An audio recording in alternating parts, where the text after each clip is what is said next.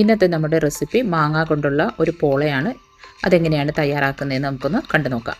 ഒരു പാനിലേക്ക് കുറച്ച് നെയ്യിട്ട് കൊടുക്കുക. നെയ്യൊന്ന് ചൂടായി വരുമ്പോൾ അതിലേക്ക് കുറച്ച് കാഷ്യൂ, കുറച്ച് ഉണക്കമുന്തിരി, ഇത് രണ്ടും ഒന്ന് നന്നായിട്ടൊന്ന് ചെറുതീയിലൊന്ന് റോസ്റ്റ് ചെയ്തെടുക്കുക. ഇതേ പാനിൽ തന്നെ നമുക്ക് നല്ല പഴുത്ത മാങ്ങ ഇട്ടുകൊടുത്ത് നന്നായിട്ടൊന്ന് വഴറ്റുക. അതിൻ്റെ കൂടെ കുറച്ച് പഞ്ചസാരയും കുറച്ച് ഏലക്കാപ്പൊടി കൂടെ ചേർത്ത് കൊടുത്ത് വഴറ്റിയെടുക്കുക. അപ്പോൾ ഇതൊന്ന് തണുക്കാനായിട്ട് മാറ്റി വയ്ക്കണം. തണുത്ത് കഴിഞ്ഞിട്ടുണ്ടെങ്കിൽ നമുക്കിതൊന്ന് അരച്ചെടുക്കണം. അപ്പോൾ മിക്സിയുടെ ജാറിലോട്ട് 3 മുട്ട, നമ്മൾ തയ്യാറാക്കി വെച്ച മാങ്ങ, 1/4 കപ്പ് പാല്, പിന്നെ നമുക്ക് ആവശ്യത്തിനനുസരിച്ച് പഞ്ചസാര, 1 കപ്പ് മിൽക്ക് പൗഡർ. അപ്പോൾ ഇതിത്രയിട്ട് നന്നായിട്ടൊന്ന് മിക്സിയുടെ ജാറിലിട്ട് അരച്ചെടുക്കുക.